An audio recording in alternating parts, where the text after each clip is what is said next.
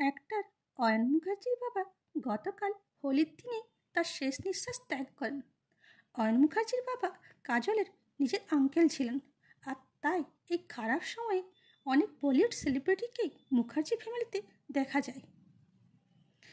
রণবীর ও Ayan Mukherjee best friend ছিলেন, আর তাই আলিয়া ও রণবীরকে অয়ন মুখার্জির বাড়িতে পৌঁছে যান।